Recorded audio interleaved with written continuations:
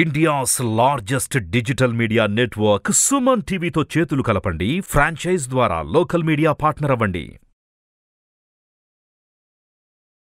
నమస్కారం శ్రీ ఆచార్య అనంతకృష్ణ స్వామి గారు. నమస్కారం అండి. సో ఎప్పటికప్పుడు మీరు అందులో తెలియని ఒక మోటివేషన్ ఇస్తూ ఉంటారు కాబట్టి ఆ వీడియోస్లో అండ్ ప్రతి కంటెంట్ని ఈజీ చేసేసి మన ఆలోచన స్థాయి కానీ మనం కానీ మారితేనే ఏదైనా సరే దానికి తగ్గట్టే మన జీవితం ఉంటుందని చెప్పేసి చెప్తూ ఉంటారు. సో ఈ వీడియోలో ఏం చెప్తున్నారు అంటే మీరు ఇంతకుముందు అన్నారు మన ఆలోచన విధానం ముందు మారాలి. అవును, ఆలోచన విధానం ఎందుకు మారాలి అంటే నిన్ను నువ్వు మార్చుకోవడానికి ఆలోచన విధానం మారాలి. నీ ఆలోచన విధానం మారనంత మట్టికి మీరు ఏది సాధించలేరు. అవును, ఇప్పుడు ప్రతి దగ్గర కూడా మీ జీవన పోరాటంలో ఏదో ఒక ఆలోచన చేస్తున్నారు. ఆలోచన చేసినప్పుడు మీరు ఈ మాత్రం జీవన పోరాటం అంటారు. అంటే జీవితం అనేది ఎలా ఉండాలంటే ఇప్పటివరకు మనం పోరాటం చేస్తుంది బతుకు కోసం పోరాటం చేస్తున్నాం. బతుకు వేరే జీవితం వేరే నేను గతంలో కూడా చెప్పాను. అవును, జీవితం అంటే జీవితంలో మీరు ఏం ఆలోచించే అవసరం ఉండదు. ఇక మీరు కోరుకునేవన్నీ స్థిరంగా కూర్చున్న దగ్గర అన్నీ లభిస్తాయి. అంటే ఎలా ఉంటుందంటే ఒక స్థాయి వరకు మనిషి ఏదైనా కోరుకుంటాడు. డబ్బు కావచ్చు, సంపద కావచ్చు, ఐశ్వర్యం కావచ్చు, లేకపోతే భోజనం కావచ్చు, ఏదైనా సరే. ఇప్పుడు మీరు హాయిగా మీకు విపరీతం ఆకలిస్తుంది, షడ్రసోపేతమైన భోజనం పెట్టేస్తాం. ఆ తర్వాత తిన్న తర్వాత మరుక్షణం మీకు ఇక ఆకలి గురించి ఆలోచించారు, భోజనం గురించి ఆలోచించారు. ఓకేనా, అది అక్కడికి ఫినిష్ అయిపోయింది. అలాగే మీరు ఏవైతే కోరుకున్నారో అవన్నీ లభించిన తర్వాత అది జీవితం అంటాం మనం. ఆ జీవితంలో మళ్ళీ కోరుకోవడం అంటూ ఏముండదు. ఒకసారి కోరుకుంటారు, వచ్చేస్తుంది, అయిపోయింది, అది లైఫ్ లాంగ్ ఉంటుంది. అంటే మీ యొక్క జీవితాన్ని మీరు తయారు చేసుకోవడానికి ప్రయత్నం చేయండి. జీవితాన్ని తయారు చేసుకోవడం అంటే మీరు ఒక మాంత్రికుడిగా మారిపోవాలి. మాంత్రికుడిగా మారిపోవాలంటే ఆ మాంత్రికుడు ఏం చేస్తాడు, తనకు కావాల్సిన వాటిని సృష్టించుకుంటాడు. తనకేమేం కావాలనే దాని మీద ఒక అవగాహన వాళ్ళకు ఉంటుంది కాబట్టి వాళ్ళకి ఏం కావాలో అవన్నీ సృష్టించుకుంటారు. అలాగే మీరు ఏదైతే సృష్టించుకుంటారో దాన్ని మీరు పొందగలుగుతారు. మన సబ్జెక్ట్లో కేవలం మీరు ఏదైతే కావాలనుకుంటున్నారో దాన్ని సృష్టించుకోవాలి. సృష్టించుకునేది మీరు పొందగలుగుతారు. సింపుల్, రెండు మాటలు, ఇంకంతకంటే ఏం లేదు. ఎలా సృష్టించుకుంటారు అనే దాని మీద మనం ఆలోచించినప్పుడు ఇప్పుడు మీరు యొక్క జీవనభృతి కోసం మీరు ఏదైతే మనం బతుకు తెరువు కోసం పోరాటం అంటాం మనం. అవును, దానికోసం మీరు ఒకటి కాకుండా ఇంకోటి, అది కాకుండా ఇంకోటి ఏదేదో ప్రయత్నాలు చేస్తుంటారు ఎప్పుడూ కూడా. దానికోసం మీరు ఎలా ఆలోచిస్తుంటారు? ఎప్పుడు ఏంటంటే ఇప్పుడు ఇది మనకి ఇంతకంటే ఎక్కువ ఫెసిలిటీ కావాలి, సరిపోదు, కానీ అప్పుడు దానికోసం ప్లాన్ వేయడం జరుగుతుంది. ఓకేనా, అలా అది ఎంతవరకు దానికి ఒక లిమిట్ అనేది ఉంటుంది. కానీ ఇక్కడ ఏమైపోతుంటారు, లైఫ్ అంతా పోతుంది, మనం ఎత్తుకోవడానికి సరిపోతుంది. లైఫ్ అంతా పోతుంది, ఎత్తుకోవడానికి సరిపోతుంది మనకి.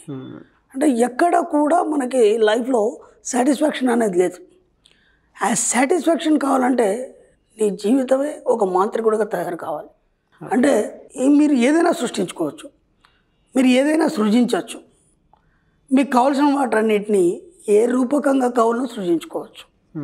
ఇది బాగా గుర్తు. ఇక్కడ సృష్టి వేరు, సృజనాత్మక మనస్సు వేరు. కాబట్టి ఆ సృష్టిలో మీకు ఎలా కావాలి దాన్ని సృజనాత్మకంగా ఆలోచించినప్పుడు మాత్రమే మీకు జీవితం అనేది సాధ్యమవుతుంది. అప్పటి వరకు మీకు సాధ్యం కాదు. కానీ మీరు సృష్టించుకున్న వాటిలో బతుకు మాత్రమే కనిపిస్తుంది. అంటే సృజనాత్మకత లేదు. సృజనాత్మకత అంటే నీకు ప్రతిదీ ఆనందాన్ని ఇవ్వగలగాలి. నువ్వు సృష్టించుకున్నవి ప్రతిదీ కూడా నీకు ఆనందాన్ని ఇవ్వాలి. మీరేం చేస్తున్నారంటే అన్ని నెగిటివ్ సృష్టించుకుంటున్నారు. అర్థమవుతుందా? నెగిటివ్లో మీకు సృజనాత్మకత ఉండదు. ఒక ఆహ్లాదకరమైనటువంటి వాతావరణం కానీ, ఒక మంచి సీనరీ చూసినప్పుడు మీకు ఒక సృజనాత్మకత, మీ మనస్సు ఎలా ఆనందాన్ని పొందుతుంది, దాన్ని ఎలా స్వీకరిస్తుంది, దాంతోపాటు మీ శరీరంలో ఉన్న ప్రతి కణం దానికి ఎలా రెస్పాండ్ అవుతుంది, దాన్ని మీరు గమనించగలిగారు. ఇక్కడ బతుకులో మీకు అది లేదే. ప్రతి దగ్గర కూడా మీకు భయంతో మీరు బతుకుతున్నారు. అలాగే ప్రతి దగ్గర కూడా రేపు ఎలా జీవించాలి, ఎలా బతకాలి, ఎలా ముందుకు పోవాలి, ఎలా చేయాలి, ఏం చేస్తే నేను ఇంకా బాగా అవుతాను అనే ఆలోచనలే తప్ప ఒక స్థిరత్వం అనేది లేదు. కాబట్టి సృష్టించుకోవడం వేరు, సృజనాత్మకత వేరు. మనం ఏమనుకుంటున్నాం అంటే సృష్టించుకోవడం అంటే నేను డబ్బు సంపద ఐశ్వర్యం సృష్టించుకుంటున్నాను అనుకుంటున్నారు. అది ఎంతవరకు సృష్టించుకుంటున్నారు మీరు అంటే మీ యొక్క అవసరాల నిమిత్తం మాత్రమే సృష్టించుకుంటున్నారు. కాబట్టి మాంత్రికుడు అలా కాదు. మాంత్రికుడు అంటే ఏదో మన పురాణాలు చెప్పిన మాంత్రికుడు అని కాదు. అంటే మీ యొక్క మనసే మాంత్రికుడు.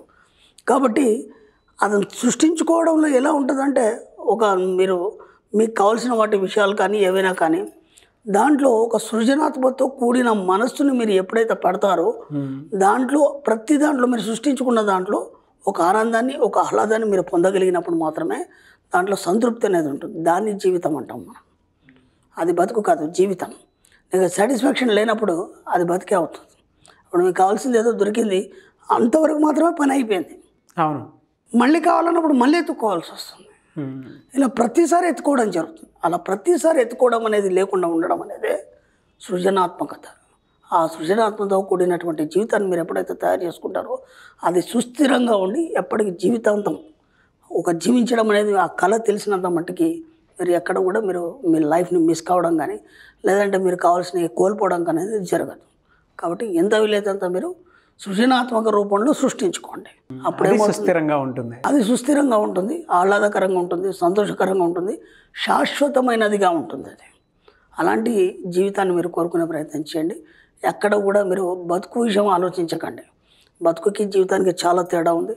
మన క్లాసులోకి వచ్చిన తర్వాత కానీ లేకపోతే మన మణిమంత్ర బుక్స్ చదివిన తర్వాత కానీ ఎన్నో బతుకులు జీవితాలుగా మార్చబడ్డాయి. వాళ్ళ ఆలోచన విధానం మారింది. మీరు స్టార్టింగ్లో అన్నారు ఆలోచన అనేది మారాలి. ఆలోచన మారినప్పుడే ఆలోచన కూడా సృజనాత్మకంగా ఉండాలి.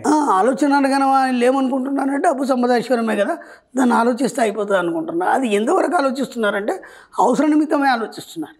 మళ్ళీ అది బతికైతుంది కానీ జీవితం కాదు. కాబట్టి సృజనాత్మకతో కూడినటువంటి ఆలోచన మీకు ఎప్పుడైతే ఉంటుందో అప్పుడు అది శాశ్వతంగా ఉండి మీరు ఒక ఉన్నతమైనటువంటి జీవితాన్ని అలాగే ఐశ్వర్యవంతమైన జీవితాన్ని నిరంతరం అలాగే కొనసాగిస్తూ ఎండ్ ఆఫ్ డెత్ వరకు కాకుండా వచ్చే జన్మలో కూడా ఆ జీవితాన్ని మీరు అనుభవించడానికి అవకాశం ఉంటుంది. కానీ మీరు చెప్పిన దాంట్లో ఎప్పటికప్పుడు ఆ ఆలోచనలో కూడా సృజనాత్మకంగా ఉంటేనే వర్కౌట్ అవుతుంది. అలాగే ఉండాలి. మన జీవితాన్ని మనం మౌల్డ్ చేసుకోవాలి అని అంటే ఎంత వీలైనంత వరకు ఆ సృజనాత్మకంగా వెళ్ళే దారిలోనే ఆలోచనలు సుస్థిరంగా ఉంటాయి. ఇప్పుడు చాలామంది ఏం చేస్తారంటే నాకు ఇల్లు కావాలి, ఇల్లు కావాలంటే ఎంత ఆలోచన ఉంటుందంటే దాదాపు మనం చాలామంది చూస్తుంటాం, మధ్యతరగతి కావచ్చు, కొద్దిగా ఉన్న తరగతి అయినా కానీ ఒక ఇల్లు అంటే ఏదో ఒక డబుల్ బెడ్రూమో లేకపోతే కిచెన్ హాలో లేకపోతే ఓపెన్ కిచెను ఈ జనరేషన్ తగ్గట్టు కట్టేసుకుంటారు. అది కాదు అంటే నీ ఆలోచన అంతవరకే ఉంది, అంతకుమించి పోలేదు. ఒక మ్యాన్షన్ ఎందుకు ఉంచావు నువ్వు? ఎందుకు సాధ్యం కాదు? మ్యాన్షన్ నీకు ఎందుకు సాధ్యం కదా అంటే అది నేను దానికి సరిపోను అనే ఆలోచనలతో నీ ఆలోచన నువ్వే అణిగి పెడుతున్నావు. అవును. అప్పుడు నువ్వు మ్యాన్షన్ ఎలా పోదు? ఆ మ్యాన్షన్ ఆలోచించేవాడు. నువ్వు ఒక ర్యాంచ్ ఆలోచించండి. ర్యాంచ్ ఎందుకు ఆలోచించలేడు? ఎందుకంటే నేను అంత స్థాయికి వెళ్ళలేను. అన్ని 1000 ఎకరాల్లో నేను ఇల్లు ఎలా కట్టుకుంటాను కాబట్టి అది నేనేం చేయగలుగుతాను, మళ్ళీ దానికి మెయింటెనెన్స్ ఎలా చేయగలుగుతాను, ఈ భయంతో ప్రతి దగ్గర అయిపోతున్నాం. మనం సృజనాత్మకంగా ఆలోచించాలనే ఆలోచనలు వచ్చినా సరే వాటిని బలవంతంగా అణిచిపెట్టి మళ్ళీ మనం బతుకు వైపే ప్రయాణం చేస్తాం. కాబట్టి మీ ఆలోచనలు ముందు ఉన్నతంగా ఎంత వీలైతే అంత ఐశ్వర్యవంతంగా ఆలోచించే ప్రయత్నం చేయండి. నేను చెప్పేది అది. ఇక్కడ కూడా తక్కువ ఆలోచించకండి, పెద్దగా ఆలోచించండి, గొప్పగా ఆలోచించండి, ఎక్కువ ఆలోచించండి. ఎక్కడ కూడా కాంప్రమైజ్ కావద్దు మీ లైఫ్లో. అవన్నీ మీకు ఇవ్వబడతాయి. ఈరోజు మీకు రాలేదచ్చు, ఎప్పుడైతే మీ ఆలోచనలతో ఆ మమేకం అవుతుందో ఆ కోరిక అప్పుడు ఆ క్షణం మీకు అది పొందగలుగుతారు. కాబట్టి ఖచ్చితంగా ఎవ్రీథింగ్ ఈజ్ పాసిబుల్ మన సబ్జెక్ట్లో. Thank you so much Shri Acharya Anantakrishna Swami garu. Thank you అండి.